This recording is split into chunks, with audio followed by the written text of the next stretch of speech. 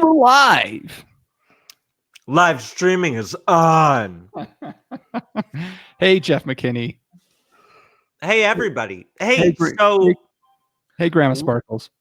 Live streamers, I want you to do something right now. If you haven't already, I want you to smash that like and subscribe button. And I want you to hit like the little alert bell. So anytime we go live, it shows up on your phone. So we don't have to go through this whole rigmarole of like text messages. You're here and you're ready to go. Just smash that like and subscribe button and the bell. The alert bell matters. That's what corporate told me. So, you know, that's how you get the notification when they go live. Yeah. Okay, thanks for that, Kyle. It's that corporate. Some kind of Kyle. I thought it was Jarvis. Hey apologize. guys. I've been calling Kyle Jarvis for the last 2 years. You must think I'm the biggest asshole. Oh my god. Can you Naruto run around the bedroom real quick there, Solomon, for us? What the fuck does that mean? Oh, what fun. I guess that's, it's like running around the room like Kevin from whatever that Christmas movie is. Oh, we just watched that tonight. It's called Look Who's Talking. Don't say the real name. We all know. We're just gonna say Look Who's Talking. It's funner that way. Oh, okay. If you know the real name of that movie, leave a comment below.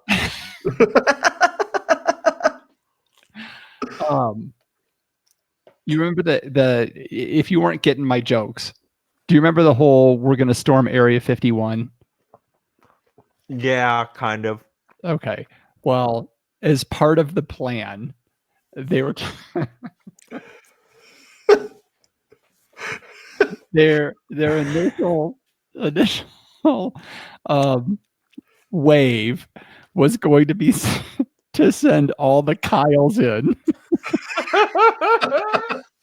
and to tell them that their stepdad was on the other side of the drywall and ready to fight, so that they would go plow through the drywall. And then we're going to have the next wave was going to Naruto run and flank Area 51, which is this anime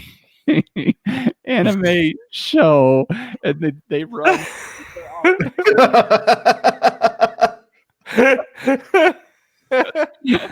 Hey, I want to say what's up to Kasai. I hope I'm pronouncing that right. And hello, Trump Studios, for gracing us with your presence like you've been the last couple of weeks. Yeah.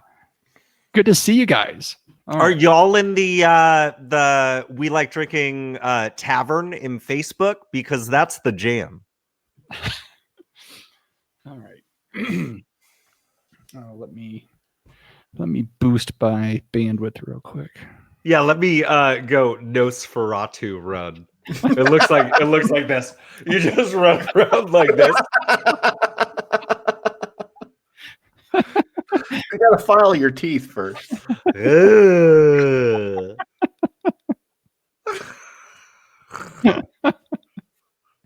That needs to be a thing. We need to start that.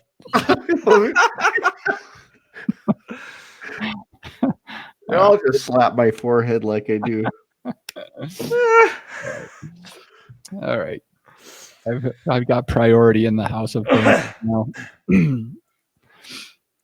Oh, that was a good start. All right, you guys all set? Yeah. Yeah, I got this salad. I got this pizza. I'm good to go, bro. All right, here we go. Hey, this is Amber from Wine Travel Eats, and we're on the We Like Drinking podcast, where you never drink alone. Cheers. At the sound of the tone, the official We Like Drinking time will be 5 o'clock. Commence consumption.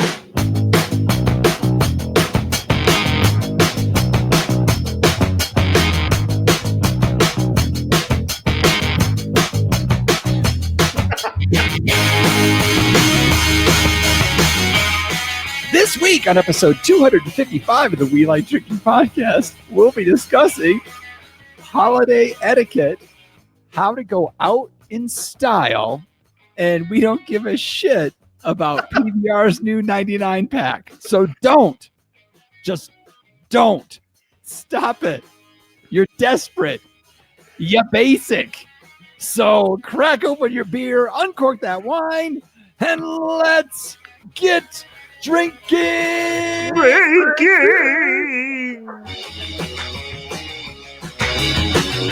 I tell you what, listeners, if you don't join us live on the YouTubes, you should really just go check out this episode just for the start, just to see what happens a little bit before the show, and then Solomon inventing a new running style. Next time we do a beer run, you're going down. That's all I'm saying. How would you carry anything back with you? I think Eccles is more aerodynamically correct. Oh, so cheers, my podcast drinking friends, and welcome to Happy Hour 255 of your favorite award-winning topical beer and wine education podcast, focusing on fun and running styles and Smiling what the hell else we do on this show. So by now, I'm sure you've realized that this is just podcast gold. You really should never miss another episode of this. Visit WeLikeDrinking.com/subscribe to take your first step towards never missing another episode. How you doing, guys? Perfect. Well, you've heard them all mumbling. If you're watching, you see them all running around their bedrooms. Now it's time to I'm tired. I'm out of breath. who they are and what they're drinking. We're joined by our usual panel members. We've got our California Sustainable Wine Growing Ambassador and recovering wine blogger, Jeff Solomon. Hello, everybody. We have our commercial brewer and snake wrangler, John Ruyak. Hey, folks. And I am your host and certified specialist of wine, Jeff Eccles. We are running as fast as we can towards Thanksgiving. Actually, when you're getting this, if you're subscribed to the show, you'll get it on Thanksgiving, which will give you 1 hour of time away from everybody else. Just put on those headphones and just enjoy the chaos. Yeah. Before you go back to actual chaos. Well, yeah. Sorry, as you're listening to this, sorry, Bears fans. You deserve better. It's a crummy game. It's a really crummy game. A lot of games tomorrow. On 3 games? There's 3 games. Yeah, they 3 expanded it to games. 3, I love that. I love that tradition. So it was like for the last 10 years since the NFL Network's been around. They do a 3rd game at night. And that's usually a good game because Dallas and Detroit always host on Thanksgiving. Yep. And some years those are slim pickings. So I'm glad they got that. I think it's New Orleans, Atlanta is the big night shootout. So all you Thursday DFS grinders, make sure that you're stacking that night game. You know what I'm saying? Nope. Yeah, you wouldn't. That's because you don't know how to play fantasy football. All right, that's true. Let's move on. All right, let's find out what's in your glasses tonight, John. What you rocking? Well, I had an Upslope Experimental India Pale Ale, so I'm gonna open another one. Yeah, there you go. It's always good to have a starter beer before the show starts. Here you go. Yeah, so I've got this second Upslope Experimental India Pale Ale. So I think I've had this one. No, I didn't have this one before. They change it up from time to time. It's got cashmere and Laurel hops and Cascade. Laurel's pretty floral. So this one's, pretty bitey. The mouth feels a little sharp. But it's a well-made IPA. You can see right through it. The bubble, the carbonation level on this one's really nice. So yeah, I like it. Excellent. Jeff Solomon. I am super excited to open this one up. The last time I went to this winery, it was for a big tasting event, and I brought my pregnant wife along with me. They paired all the wines with these really delicious wood-fired pizzas where like they straight up, this company up this mountain pulls like a wood-fired pizza oven behind them on a truck just to do this event. And there's my pregnant wife, bummed out because she couldn't drink any of the wine there, but super stoked on the pizza. And so this event was at the top of the Ridge in Cupertino, California. I brought this back from Ridge Vineyards. This is their 2017 Rancho Lambert Zinfandel. If y'all don't know, and here I'll hold that closer, right? Ridge Vineyards, they of course make the iconic Montebello Bordeaux style blend from the top of the Santa Cruz Mountains. But my goodness, the amount of just delicious Zinfandel based blends that they do predominantly from Sonoma County are just, they're world class, and they're almost always single vineyard. You've heard of the Geyserville and the Lytton Springs. Those are iconic blends right there. This one, Rancho Lambert, it's the first year that they did it. 27 barrels were produced here. And this is the first year that they're doing fruit from Rancho Lambert, and it's out of Dry Creek Valley. It is 95% Zinfandel, 5% Petite Sirah, and it's just everything you would expect from a great, a beautifully produced Ridge Zinfandel. It was John Olney, I hope I'm saying his last name right, who is the winemaker for their Zinfandel programs out of Lytton Springs, who put this together. And this is beautiful. And can I just bring it back to this?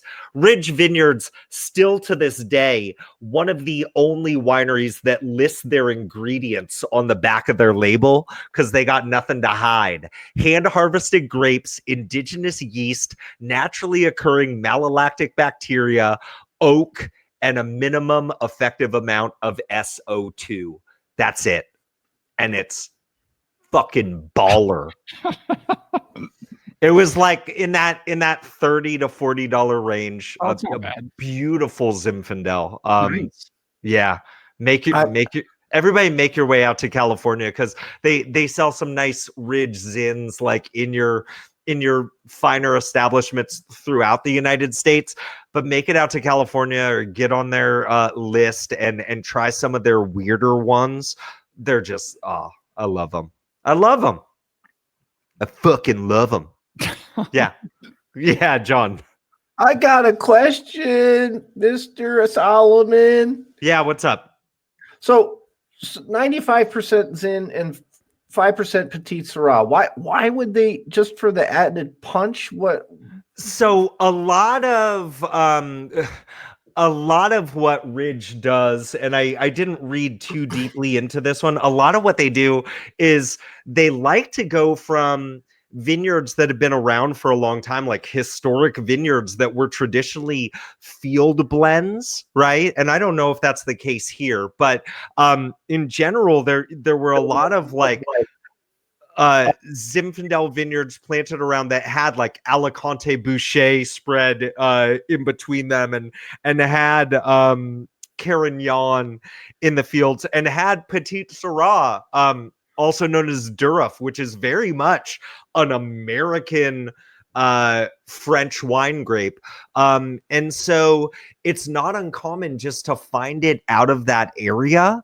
And a lot of those vineyards, they plant to that. So really, when you're tasting a lot of these Zinfandels, it's Zinfandels that are true to the vineyard. They're using that Petite Sirah because that Petite Sirah is there, and it's though they might change concentrations, they might play around with blending a little bit, but a lot of it is really what was given to the vineyard that year from the conditions. Yes.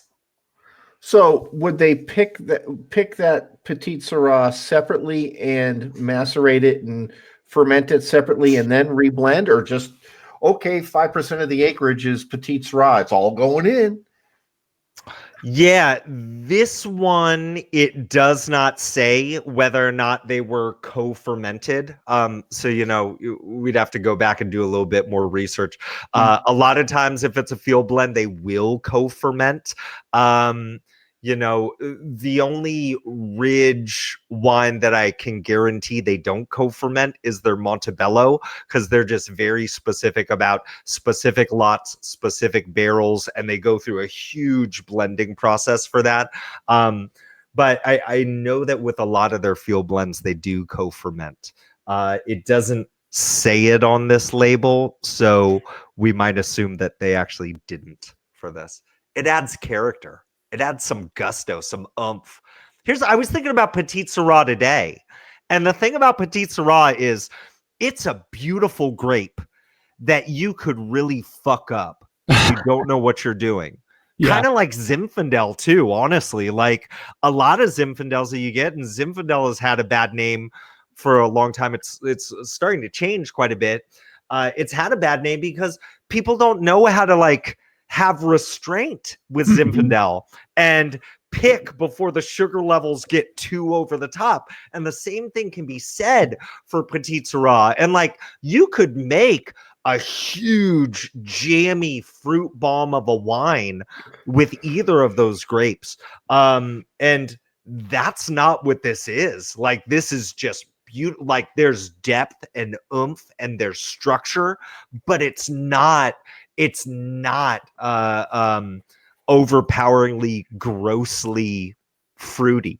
You know what I mean? And that's kind of, the pendulum has really started swinging that way with a lot of grapes. You're not seeing the fruit bombs as often, which is a great thing. I think getting back to a more balance is a great thing to see. And that's obviously what the consumer is looking for as well. So I think that's all good. Yes, John.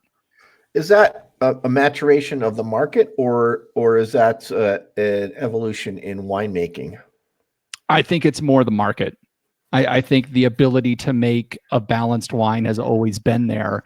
It's just, we went through the time of the buttery Chardonnays, and we went through this kind of Zin and these fruit bomb, over the top, 15% alcohol.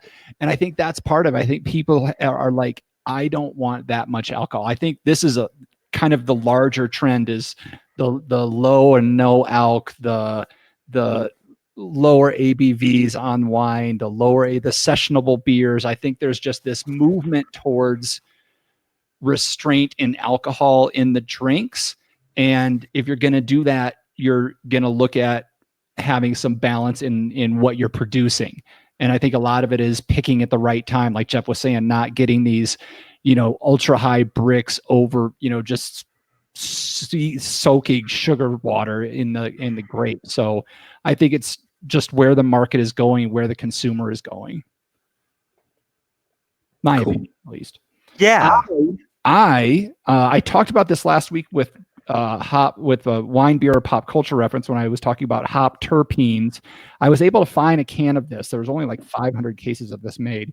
But I have from Telluride Brewing, I have the Galloping Juice. And so this is a beer that was made.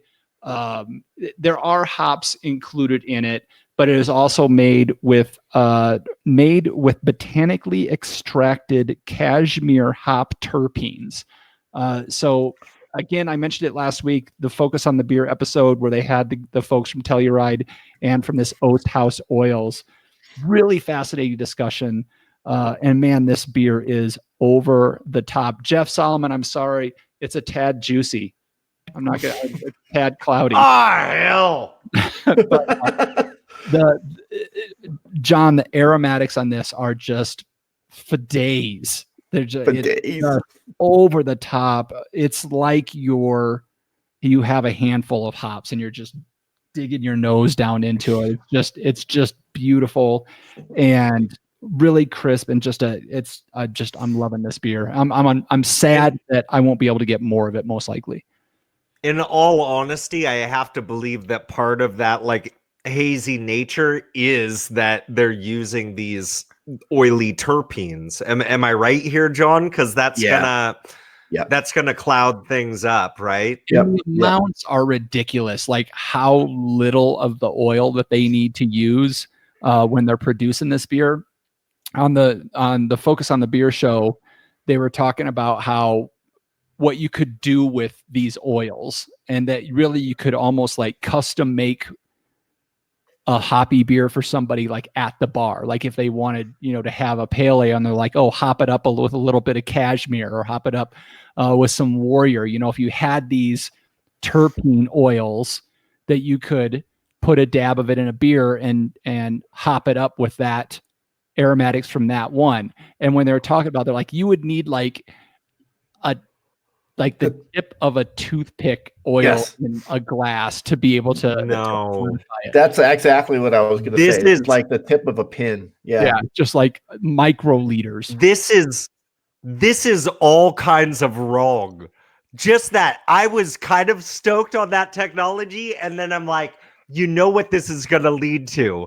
It's like that like 23-year-old that's in front of you at Starbucks and they're making an order for their entire office, and they're like, and 3 pumps of amaretto and 2 pumps of hazelnut and a half a pump of mint, and all of a sudden your orders are gonna take forever. It's like, I just want a beer. Just honestly, like no joke. One of the reasons why I drink black coffee is because I don't want to wait for anything else. Right. Just give me black coffee. Like, I don't care. I don't care if this is a fancy place. Your black coffee better be good. And I want it now. But you still sit in line in the car waiting to get that black coffee. You can't get out and walk inside and throw your $2.50 on the table and get your black coffee yourself. All right. You got can kids in the back of the car. You're in front of me and my kids in the drive-thru. I can't get out, dude. I got 3 kids. What the fuck are you doing? Go park. Yeah. Okay. Sorry. How's the chat doing, Solomon? I'm a little punchy. What's that? What's going on in the chat? Well, you remember that you're in the chat. John, Oh, yes. What? Let's do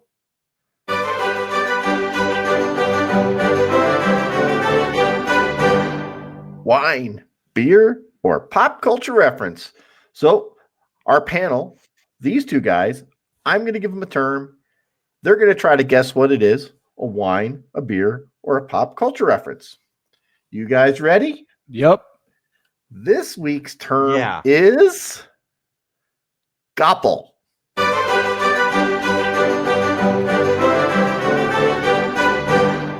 Gopple. So let's Can start you with. spell that? Yes, I can. Because I swear you said gopple and not doppel. I said Gopple. Can you spell that? Because I'm so confused. G G- like is in Gary? Yep. G-O-P-P-P-L. Gopple. Wait, what? What? You heard me. G-O-P-P-P-L.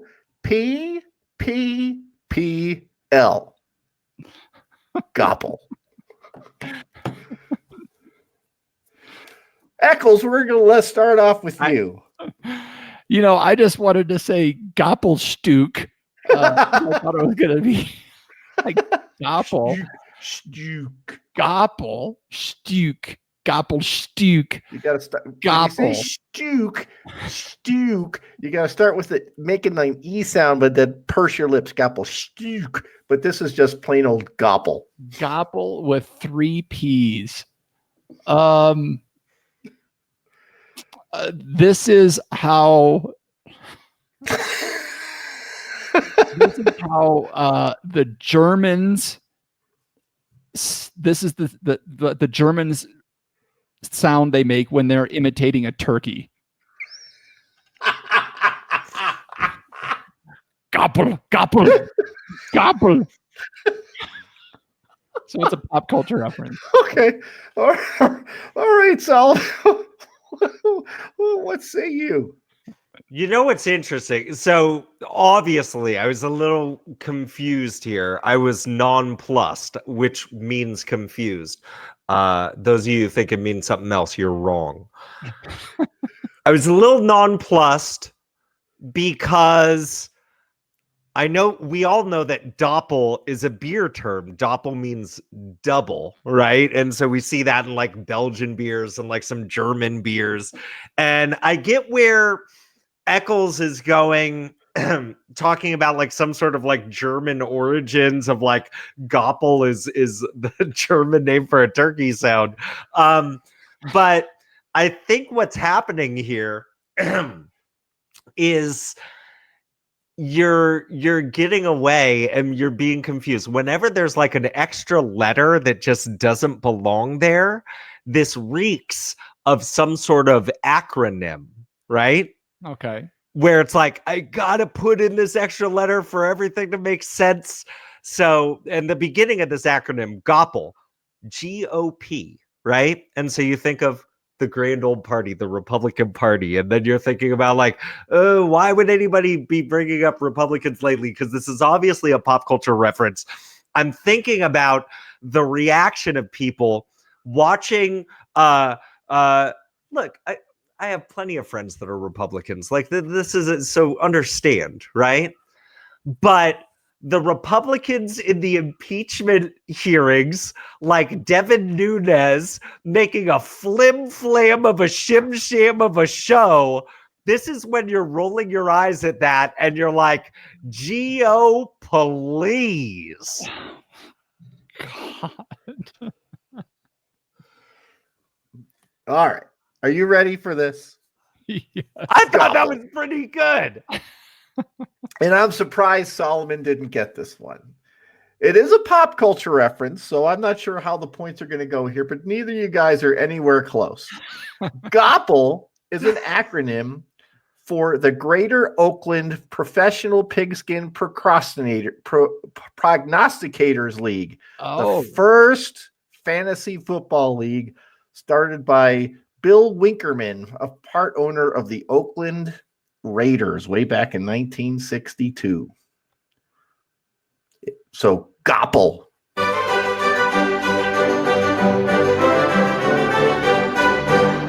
Wow. GOPL.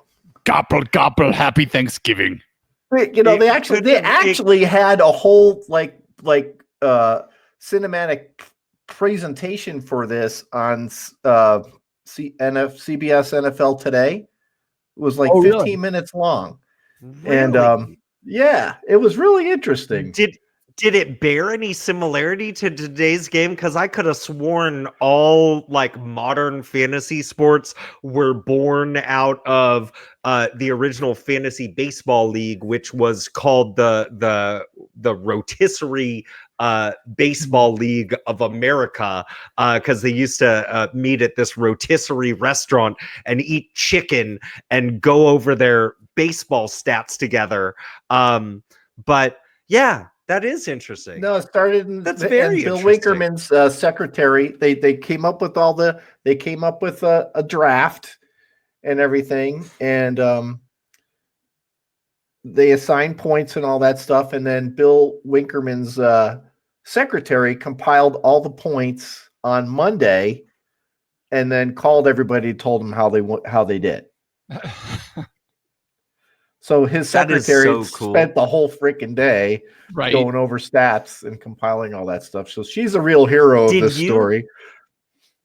Did you know that Jeff Eccles used to play fantasy football back in the day, where you would actually have to like make a phone call to like a centralized service to make trades and pick up free agents? Like that was real, right? I'm not making that shit up, am I? No, we didn't. Yeah. it was before like email or anything like that was really available. So everybody would have to call and leave their lineup on my voicemail. And then I had to get the USA Today, and I would have to compile their stats out of the newspaper. And 2 times I had to call football teams to get stats for players that weren't listed in the newspaper. Wow. And it was surprisingly, they were ready for the phone call. They were like, oh, yes, he had 2 catches for 72 yards and 1 touchdown or whatever it was. Wow. So you're like, that is so cool. It was so much work. Yeah, but that's what you do, Jeff Eccles. This guy's the hardest working man in podcasting, by the way. I don't know if you guys know this. Chat room. I want flame emojis for Jeff Eccles being the hardest working man in podcasting. All right. Enough of that. Jeff Solomon, you have a very important message. Hold on. Let me get everybody's attention. Oh, that button didn't work. Hold on. Let me get everybody's attention.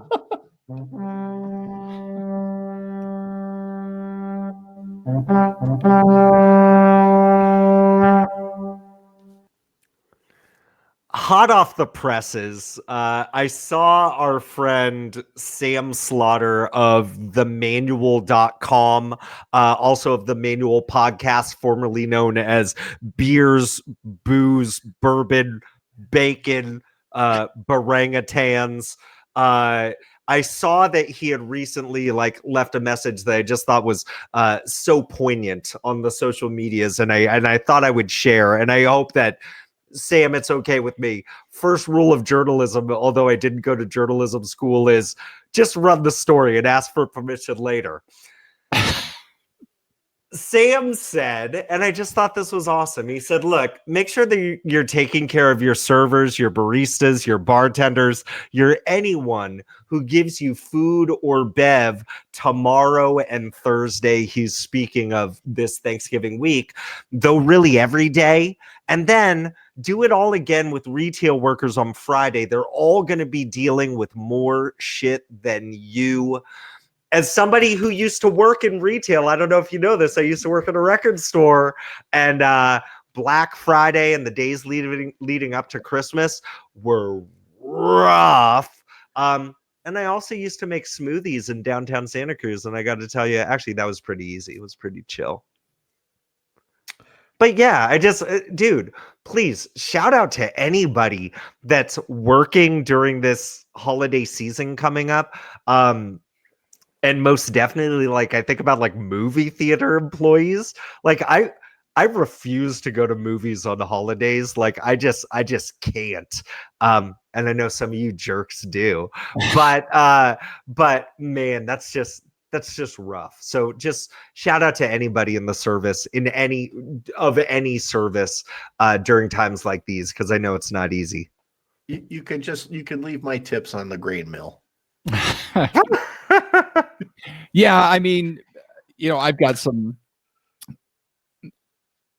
I really do believe in taking care of your servers any time of year, unless they really provide just horrible service, then maybe not. But especially this time of year, from now till January, just know that they're busting their asses, and that's their Christmas money for the most part. That's their New Year's money.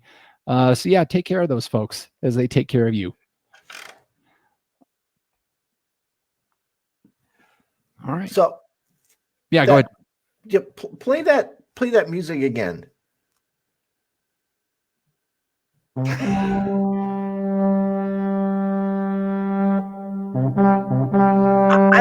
just, we're coming up on Christmas. How come I can never get my empty wrapping paper rolls to sound like that?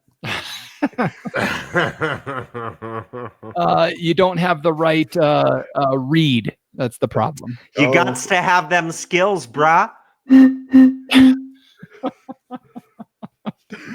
All right. We've gotten through all of that. Now it's time for the meat of the show. or not? Let's get into booze news. We discuss interesting, noteworthy, or sometimes we cut some onions. John Ruyek. Or yeah, we're going with the meat of the show. So I guess I'm getting the dark meat. No, you're getting I love this story. So okay, I mean, it just goes to show, how central certain things are to the fabric of our lives. So this dude was terminally ill with cancer, and one of his final wishes was to get all of his boys, all of his sons, in the hospital room and crack a couple cold ones and just sit around and sip on some beers before he went on to the next big adventure. So his grandson took some pictures, and they're hoisting some Bud Lights. In this case, I don't care. It doesn't matter. They were celebrating and just bonding over a beverage. And God bless him, it was beer. Beautiful, just beautiful. Hundreds of thousands of likes on social media, but if you're going to go out, and I hope, I hope I'm blessed. The last thing you see is the face of your kids, usually at 70% of the time. I hope that's the case, and I hope we're cracking some beers when that happens. If your kids brought Bud Light in your room, you'd be like, "You're out of the will. Get out." You see the pulse rate just skyrocket. No, I'd flatline right then and there. I never. That's a wonderful story, and it's like, life is beautiful and tragic all at once, right? And one of the things that comes with experience is that the older you get, you're going to experience loss, right? And as rough as that can be, there are some magical moments and some amazing times that come out of that. You know what I mean? Like, for every major loss that I have hundreds of stories from before and honestly after, like in mourning, like, reconnecting with folks that you hadn't seen in forever. And oftentimes it is, over a cold one. God, life is, look, as a dad of a newborn, I can tell you life is short, because every time I blink my eyes, it's 3 days later. But I have to say, like, you got to take that time and just cherish those things. And it does speak a lot to, what this show's really all about. It's about, friends bonding over what we're passionate about, and it's interesting that it's like this social lubricant also happens to be the thing that we're stoked on, like how it works, and all from like different angles. And you could talk about geography, and you could talk about science when it comes to that, but really, time and time again, what do we say? Like, what is it about beer and wine that we really get stoked on? It's the story, right? And that's just another magical story. And what else can I say? It's beautiful. What do you want me to do? Shit all over this idea? I'm not going to do it. Not this time. I won't do it. Bud Light? What? Yeah. And I think, it gets to what, and the heart of it is, and Jeff, you mentioned it. It is, there's just something about sharing that time with somebody that you care about, and having a drink with them, right? And it doesn't even have to do, I don't even know. I don't know how to say what I'm thinking right now, which is great for a podcast, but it's just something about the ritual of it, or just the camaraderie of it, that that is such a great way that he could spend that last evening with his family, and they could just, because what's going to happen, you have a couple drinks and immediately the stories start coming out and you start reminiscing about what has happened or things that you've done. And that's what it's all about. I think the bottom line of what this story means to me is, that death isn't, of course we're sad when somebody dies, but it's a chance to really celebrate their life and celebrate the life that they lived and the legacy that they left behind. And, it's a great way to get those stories going by sharing a beer with some strangers, maybe that you maybe meet at the funeral or whatever. And you can hear stories that you didn't know about that person's life, get to know more about that person's life that maybe as a relative that you didn't even know. And that's just, it's just the part of the beauty of life. And that's why I really like this story. And that's why I think it's gone viral as much as it has, as I think this is a commonality that we all have, especially those of us that like the sauce a little bit, Jeff. And dare I add, it reminds me a lot of the tenets of one of our favorite books, History of Drunkenness, as debaucherous as the title is, right? This speaks to culture, right? It speaks to places and times, and I have to imagine if there's a version 2.0 of History of Drunkenness, a story like that might make the cut. You know what I mean? And I just think it's beautiful. By the way, find History of Drunkenness at welikedrinking.com/affiliates, especially this Black Friday and Cyber Tuesday upcoming, if you know what I'm saying. Give us a little coin for this story. So, I think most of you know this by now. My mom watches the show live, but she can't join the chat. She has to text me during the chat. And she said that her dad, my grandfather, he died at the hospital, but he had a beer at the hospital with him and a friend, the last beer together a couple of days before they died, talking over the good old days, the memories that they shared with each other. So, I think a lot of people can feel along with this, and it's just that, it's not for the family, but it's just such a great time for this story and to remind us with Thanksgiving today, if you're listening to this the day it comes out, you're probably having some alcohol today. As Jeff said, life is short. Make sure to hug those that you're sitting there with. Make sure to reminisce some good stories over a frosty cold one, or a glass of wine, or some bourbon on the rocks, or whatever you're drinking.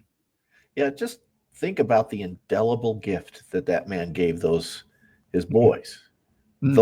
Every single beer they'll pick up for the rest of their life, there'll be a little bit of a little catch in the throat, but they're going to laugh and think about that.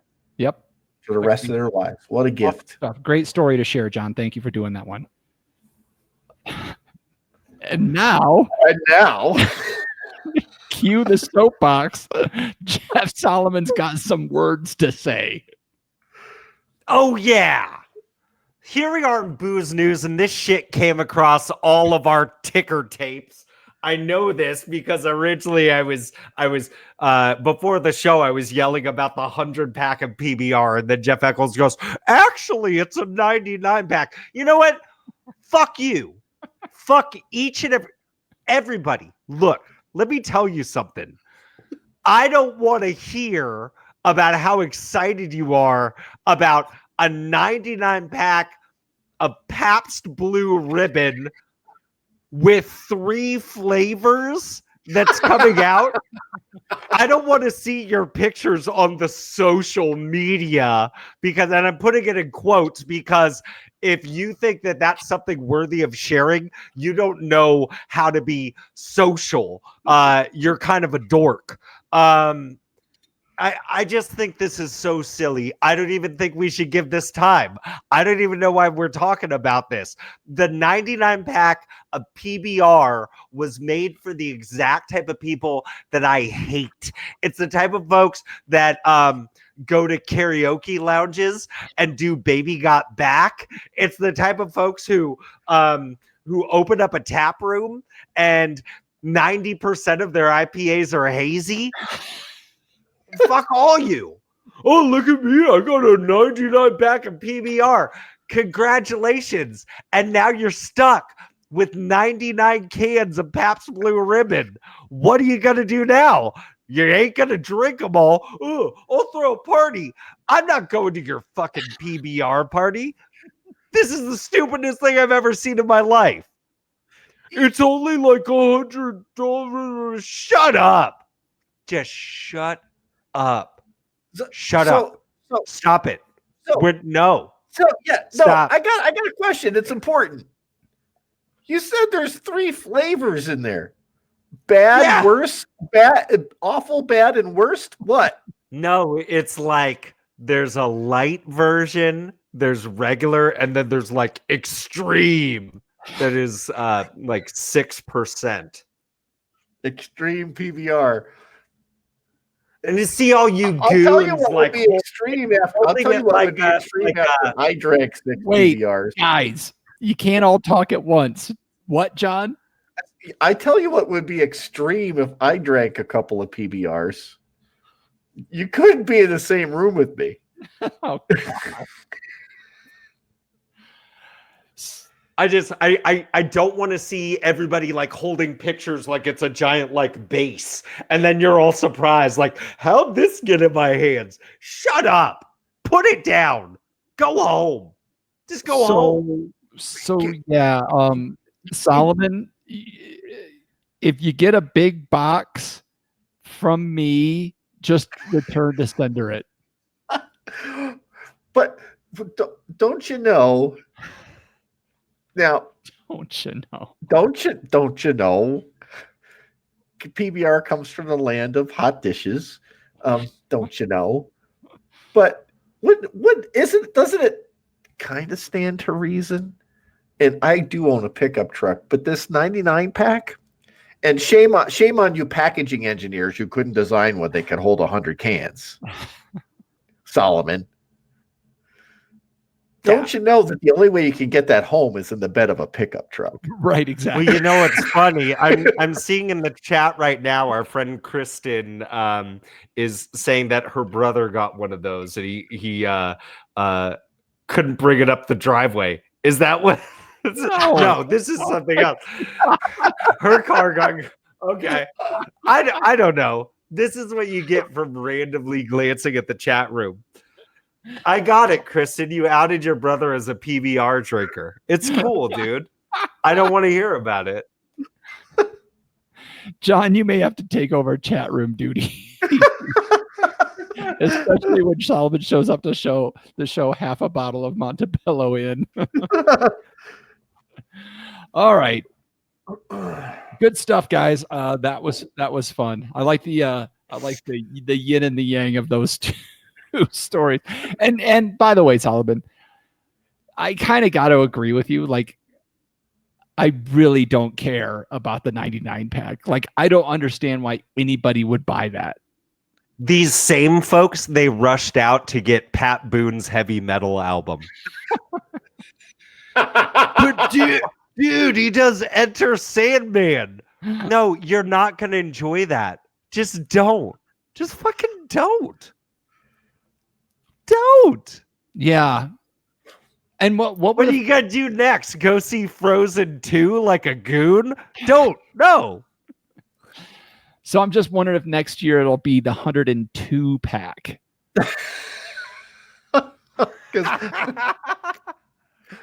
It'll be 3 extra cans of a 4th flavor. Yeah. The PBR latte. Okay. Oh, God. All right. Let's see. let's go on a completely different tangent because why not? Bump, bump, bump, bump, bump. You always have to catch me on guard. Off guard. Let me pull this up real quick. Look, here's the deal. You know what is shitty? I lost Your again. team? I'm in 10th place. What else do you want me to say? That's the only thing people care about in this league, right? Whether I win or lose. Guess what? I lost again. You know, to Natalie from Watsonville. She doesn't even try. She told me, she's like, I just, whatever. I just do whatever. Thanks a lot, Natalie. You're ruining my life. Jeff Eccles won. Yeah. He beat Dimitri. Just like I beat Dimitri. Dimitri's kind of like shitty at this game. So congrats, Jeff Eccles. Congrats to John Ruyak, who somehow pulled off a victory and somehow leapt up from 9th place to 5th place after beating Rhea from the Felton Cover Bridge. I couldn't beat her. I don't think Eccles beat her. I don't think anyone beat her, but I beat her. John Ruyak did. And still, John Ruyak, you won after starting JD McKissick and Mason. You started Mason Rudolph. He didn't even Mason play. Rudolph. Yeah. Later, John goes, how can a quarterback only get 1 point and they still end up winning the game? It's because that guy got benched. That's what happened. He didn't even play. By the way, Mason Rudolph, get him off your team. You know what he said in order to get Myles Garrett to rip his helmet off and whack him in the head with that exact same helmet. It wasn't anything nice. He should be banned from the league. You should be banned from the league for having Mason Rudolph on your team. You're the worst fantasy football player I've ever seen in my entire life. I can't believe you're probably going to make the playoffs. You're probably going to win this whole thing, which just proves my case that this is a game of luck. The crazy thing, Jeff Solomon, is that you ranted against Dimitri last week and you ranted against John this week. They play this upcoming weekend and the winner is going to end up in the playoffs. Yeah. And the audience could care less. No, couldn't care less. They give zero. They couldn't care less. They give zero shits about their fit. They only care whether or not I win or lose. Congratulations, everybody. You can sleep well at night. I lost again. I drafted the best. I have the most points in the league, and I'm in 10th place. I have the most points in the league. None of that is true, except that you're in 10th place.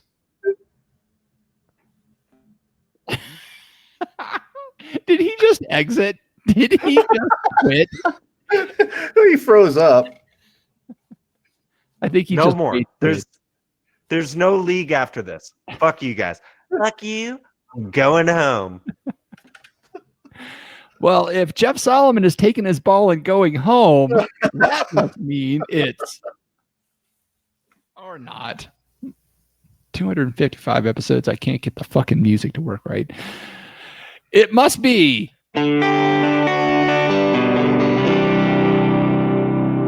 Last call. Last call. Last call. Time to clean house and lock the doors. You know what we do here, folks. We're looking for a little bit of help from you. Jeff Solomon, if folks want to follow We Like Drinking on the social medias and see how infrequently they post, where can they do it at?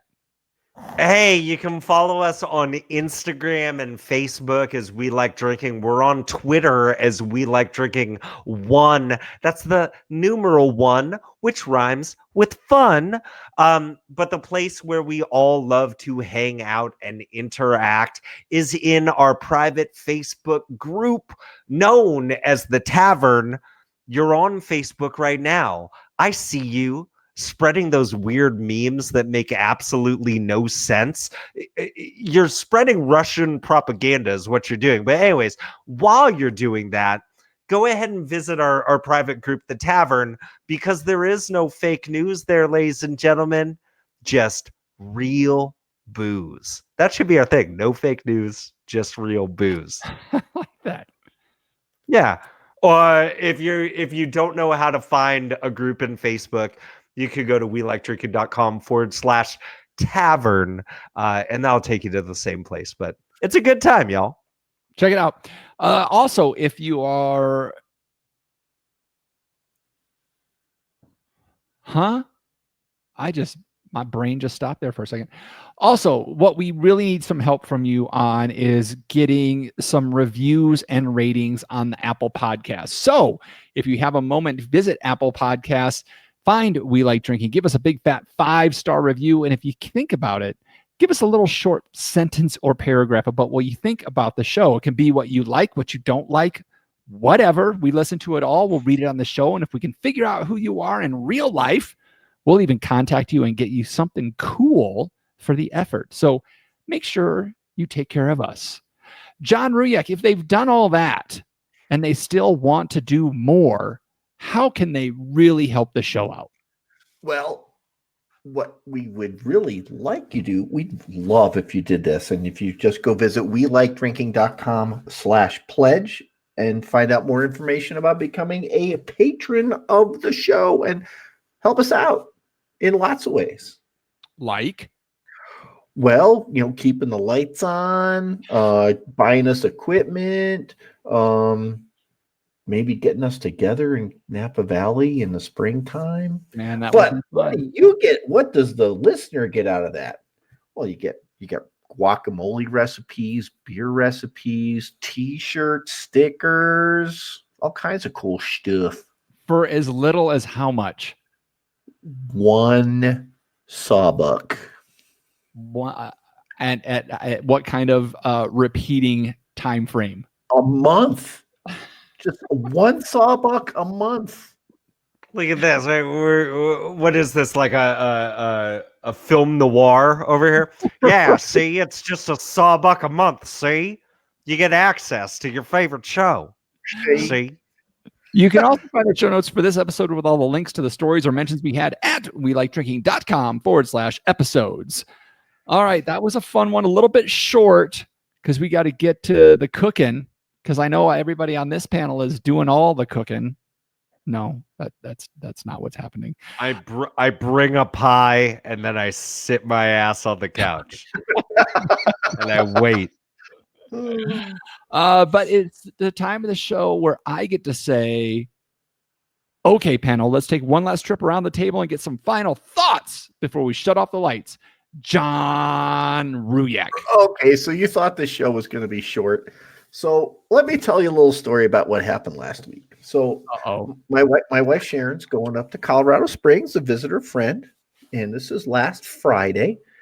And I go to work, and I'm calling her. I'm saying, there's all kinds of traffic out here. I think you ought to do this. I think you ought to do that. And all of a sudden, I get to work. I'm there for about 15 minutes, and I get a phone call. I'm like, yeah, I told you needed to do this, that, or the other thing. She's like, no, the car won't start. I'm like, oh, damn, I got to do something to get my wife out of town, right? So I'm like, I'll volunteer. And I'll say, look, I'll stop at Pep Boys on the way back to the house, and I'll get you a new battery. We'll get you on the way, because we knew the battery is going bad. Anyway, so this really has done not a lot to do with the whole point of my story, other than the fact that, I buy this battery, I take it back to the house, and I put it in the car. And besides the fact that batteries cost an ungodly amount of money, I mean, even just a mid-range battery for a 4-cylinder car costs $170. I mean, what the hell? But as I lift it into the engine compartment, that F-bomb weighs what? 35 pounds, right? A battery weighs about 35 pounds. And I'm thinking to myself, well, damn, if everybody goes to electric cars and then their battery goes bad, you're going to need a fucking forklift in order to change the battery in your car. Is that the story? Yeah, that's the story. That's my point. I don't want to have to change the battery in an electric car. I don't want to do it. I mean, it's hard enough to change one in a regular car.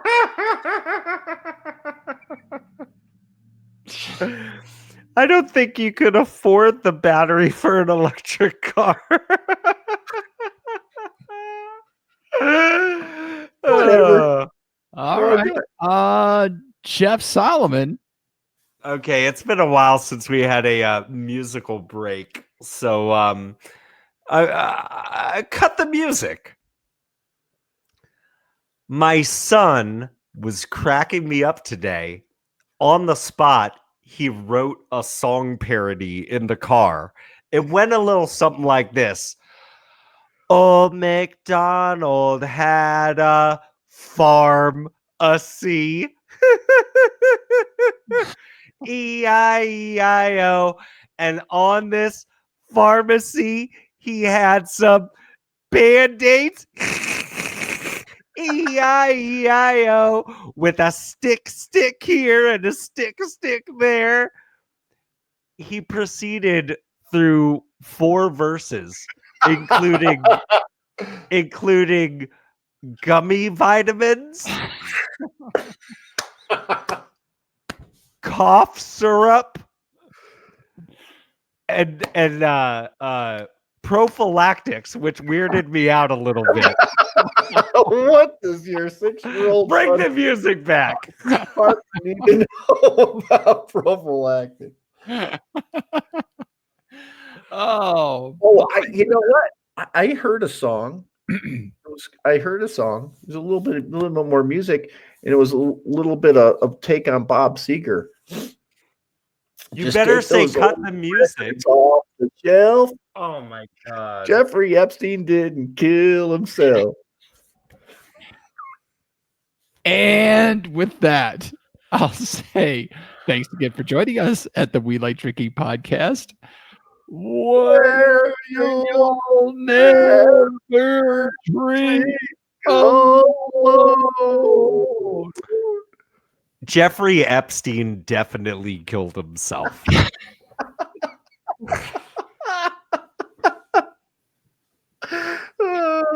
And scene.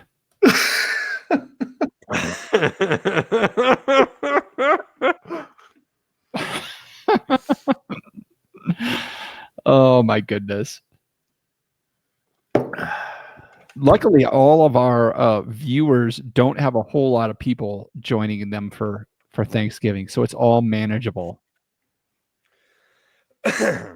Kristen's just got 3. Trump Studios has 4. We have 6. Those are all manageable numbers. What do you got? What do you guys That have? is.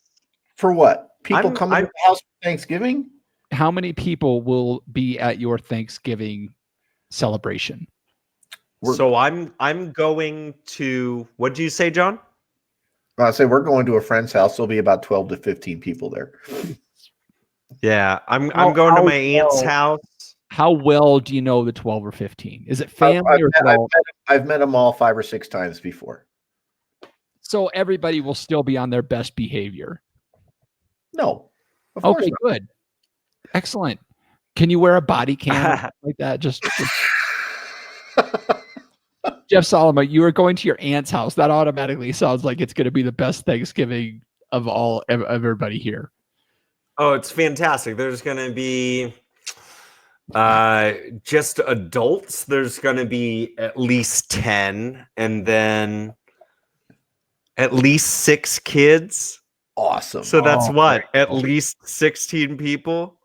But 3 of them I'm responsible for. So, you know, I know. You my know what? wife's going to be tired running around after them while I'm sitting on the couch watching football. Here's the thing, though.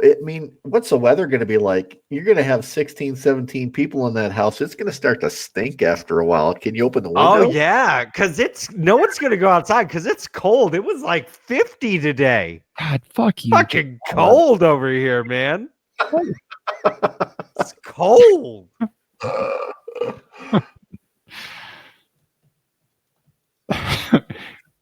Kristen I don't know Kristen's why- not convinced that she's going to go into labor on Thursday. Oh, no. Probably. You Just know, Turkey I spent will do that to you, Kristen. Kristen, my first son was born on December 23rd. I spent Christmas in Christmas and Hanukkah, by the way, everyone. I spent Christmas in the hospital. It's a little weird being in a hospital on a holiday with a newborn baby. I guess it's weird having a baby in general. But you know, I guess you'll enjoy the quasi peace.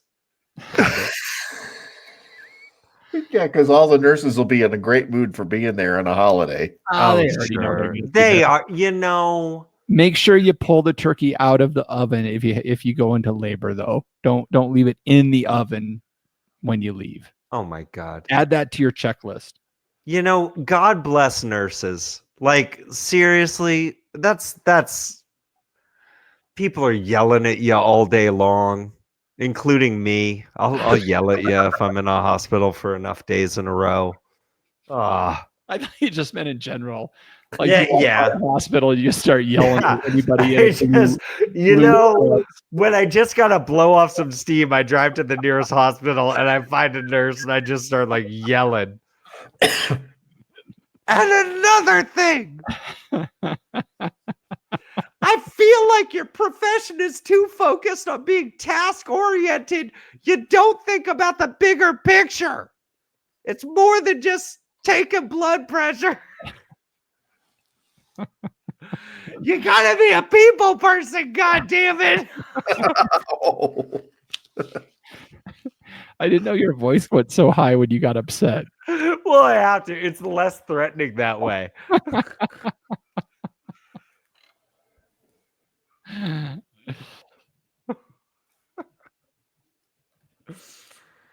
Oh my All right. goodness. Viewers, thank you all so much. I don't know if everybody's still there.